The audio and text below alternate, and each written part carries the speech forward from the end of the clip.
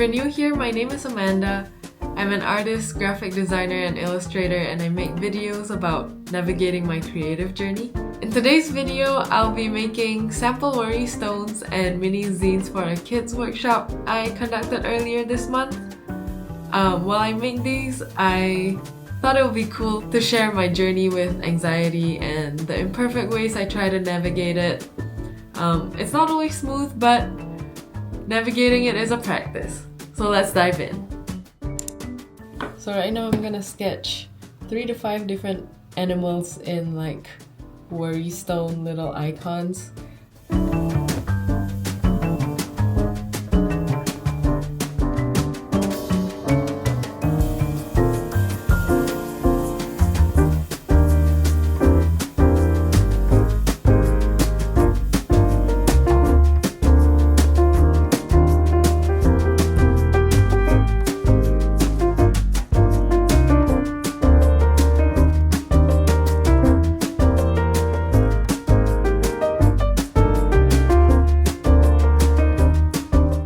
And now I'm gonna sculpt the little sketches and yeah, see how it goes. So I think I'm gonna start with the frog. Honestly, making these stones is therapeutic for me, but not because the stones themselves have like magical healing properties, but because it's a simple shape to create. It gives my hands something to do and helps slow my racing thoughts. And that's actually why I fell in love with making polymer clay and watching something I thought about come to life in 3D form. Last year I hit a point where I felt burnt out. I was trying to juggle getting my freelance design business going and at the same time make individual clay pieces to sell at art markets. Each piece takes a long time to make. During that time, I feel like I'm struggling to keep up with every aspect of my life, from work to relationships, and it just felt like I'm not doing a good job in any category. And I know that's probably my anxiety talking, but I do think it's a signal to reassess the different things I have going on in my life and try to see what needs to change. At that time of burnout, the thought of working with clay even made me anxious. I used to love it and used to find that as a way for me to work my anxiety out. But suddenly, even just looking at my finished pieces sitting in storage gives me a sense of panic and some kind of sadness. It was a hard decision to make to take a break from art markets and craft fairs this year, but I think it's the right decision to temporarily separate my creations from income. So I've decided to take a break from selling my art at craft markets until maybe the holiday season this year, but I'm not really putting any pressure on myself for that because I want to focus on creating for myself again for fun and to create things as gifts for people. I want to explore and play with different mediums without the pressure of using it as a source of income. I think that was kind of a dangerous decision on my part.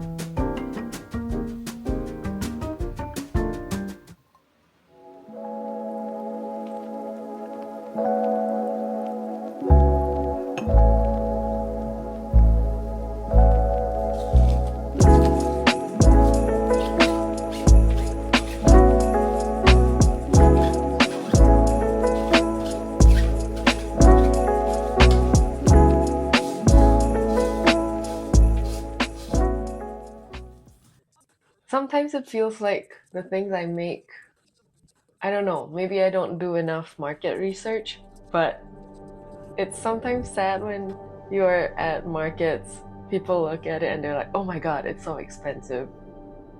Or, yeah, I don't know. Over time, I think I'm not strong enough in that sense. It just got to be a lot, even though I haven't done it for too long. If I want to do it, it would have to be for fun and not stress too much as making it as a source of income. And he says one of the easiest way to hate something you love is to turn it into your job. Taking the thing that keeps you alive spiritually and turning it into the thing that keeps you alive literally. Yeah, that was good to read when I made the decision. So this year I'm planning to just make stuff for making stuff's sake.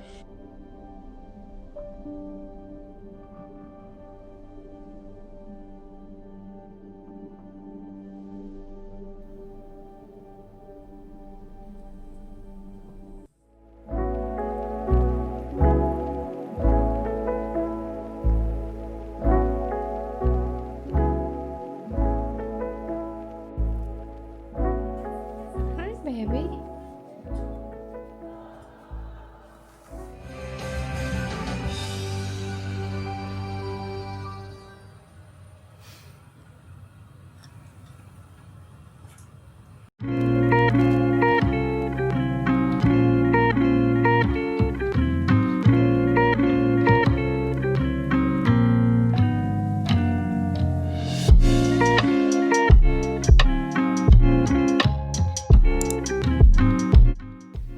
So I'm thinking to create a little zine about mindfulness for the workshop.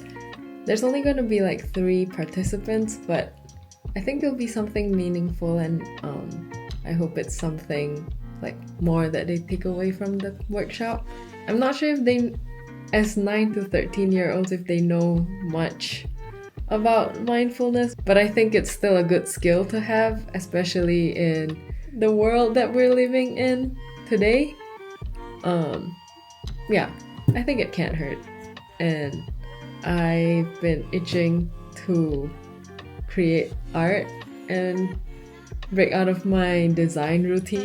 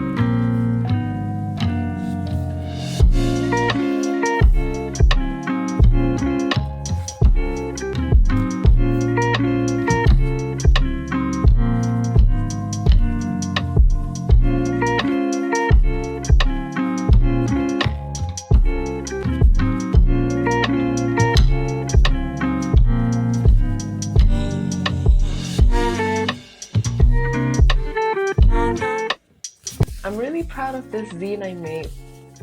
In a way, it is something that I created for myself, and it features one of my favorite animals, the otter. And it's definitely not something required for the workshop, but I think it's something, pocket-sized and goes well with the worry stone. So I included tips for mindfulness for anyone at any age, a small little page for doodling a mandala, and these are some of the tips I use for myself as well.